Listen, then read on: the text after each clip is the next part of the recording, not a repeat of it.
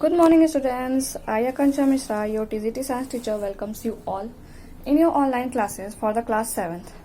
Students, here you may be excited. What are these? Okay, in the three bowls. In the three bowls, these are the samples of soil, means the types of soil which I am going to teach you today. So the today's topic is the types of soil. As I already told you in earlier classes that what is the soil, what are the humus, and what is the process of withering. Okay. After this, I also told you about the soil profile. Now is the turn for the soil types. Okay, students. So coming to the soil types, basically you can see the soil types means soil is a mixture of rock particles and the humus. Humus, what is it, students? I told you that humus are the dead and decaying leaves that lives or that floats on the surface of soil. Okay. So basically mixture of rock particles and the humus is called the soil. Okay. Now coming to the soil types are to be based on the size of particles. Okay. As I told you that there are several horizons, or there is a soil profile that makes several horizons, that is horizon A, horizon B, horizon C, then the bedrock. Okay.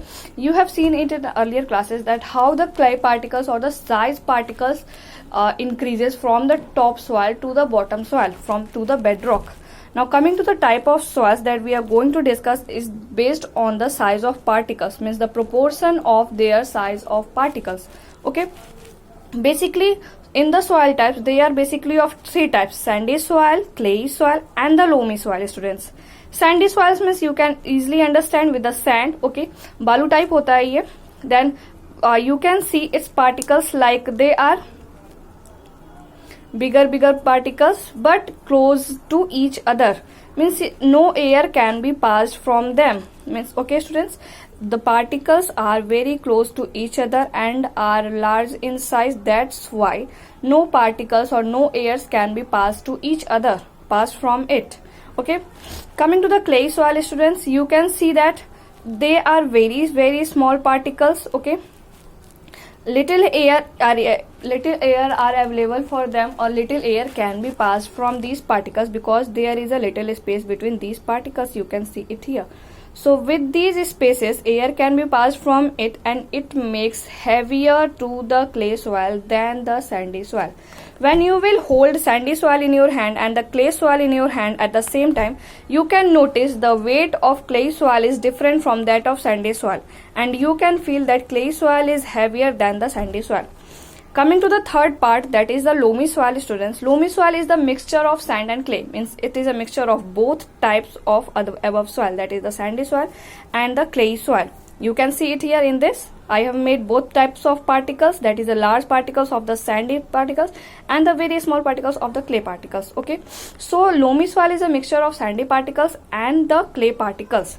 That, students, one term is mentioned there, that is silt. Okay, so silt is what? It is a mixture of sand. When the mixture of sand and clay is to be formed, it forms the silt. Okay, and then when this silt is mixed with humus means dead leaves.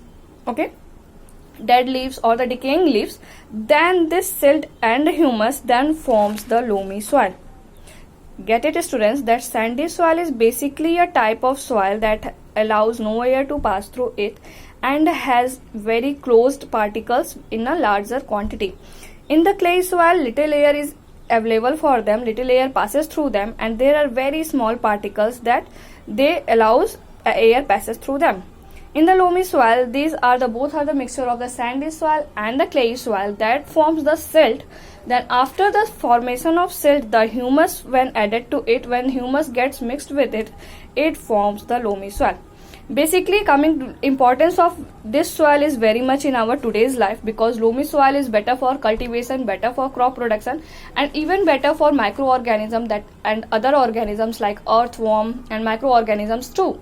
For that the plants can be grown on it easily, and the plants can absorb their nutrients from it easily. Students, you can see here three bowls. Okay, in these three bowls, what is this? This is the sandy soil, this is the clay soil, and this is the loamy soil. How can you differentiate between these? That these are the sandy particles, that you can see larger particles in them. When you will pour some water in this, it will absorb it easily. You can see it has absorbed the water very easily. Okay, so this absorption allows that